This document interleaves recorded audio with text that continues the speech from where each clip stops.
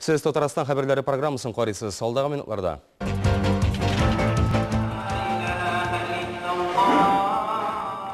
Яңа статуста бірінші жұмға намазы мүфти вазифасын башқарушы Илдус Хазрет Фәйис аны Құл Шариф мәчетінде оқыды. Татарстанның баш мәчеті Құл Шарифте жұмға намазын бүгін Илдус Фәйис үткәрді. Хазрет үшін бұл яңа статуста бірінші бәйрәм ғибадаты. Улана Татарстан мүфти вазифасын башқарушы боларақ оқый. Илдус Хазрет Фәйизге бұл вәкалетлер Диния нәзіретінің пенжишәмбе өткен икенче пленумында тапшырылды. Рухани Казанның Болгар мәчеті имам хатибуда булып тора. Махсус вәгазны тыңлар өчен Құл Шарифке килгән халыкны рухани берләшергә өндәде. Бу очракта гына ата-бабалардан мирас итеп калган ислам диненең киләчәге өметле.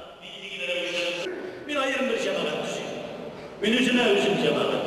Aydatırgan olsak, yani وَلَا تَتَحَرَّقُوا firqalarga bölünmeyiz. Türlü cemaatlerge bölünmeyiz degan meseleni Allah subhanahu wa ta'ala'nın buyruğunu öteme olan ibliske tiyinleş buluruz. Allah saklasın.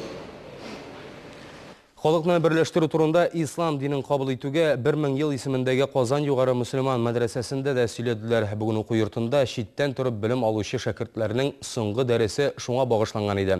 Гыйлем истәүчеләр өлкән яшьтәге кешеләр нигездә авылларда имам вазифасын башкаручылар. Быелгы беренче сыйныфта укучыларның күпчелеге Апастан, 22 шәкертнең 12-се бу районнан. Белем бер вакытта җитмәү, һәм бер килә, беләсе килә. Аман килгән саен ачыла. Менә шундый шатланып китәсең, күңелләр күтәрелеп китә. Һаман менә монда безнең Аллага шөкер дисең.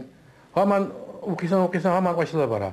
Кыры теория дәрес вакытында, әмне намаз укыту тәртипләре, җомга үткәрү серләрен шәкертләр мәдрәсәнең менә бу гыйбадәт бүлмәсендә үзләштерә. Устазлар арасында мәшһүр шәхесләр дә бар. Иң истә калганы Татарстан мөселманнары дине нәзарәтен 13 ел дәвамында җитәкләгән мөфти Госман Исхакый белән очрашулар. Сессия башында ул биредә дәрес тә үткәргән. Госман хәзрәт килде, менә безнең белән очрашты. Шуның кадәр менә шуннан соң без ник киттек, әнди бер борчуга да калдык, борчулы булдык. Без бик тә ярата идек Госман хәзрәтне без. Өлкән имамнар 2 атна дәвамында гыйлем истәгәндә мәчетләр буш тормый, авылларында мулла булып көндезге бүлек шәкертләре эшли. Каникул чорында алар хезмәттә. Балалар кышкы ялда чакны безнең шәкертләребез анда мәхәлләләрдә шулай ук балаларны укыту белән, алар белән мәшгуль булалар.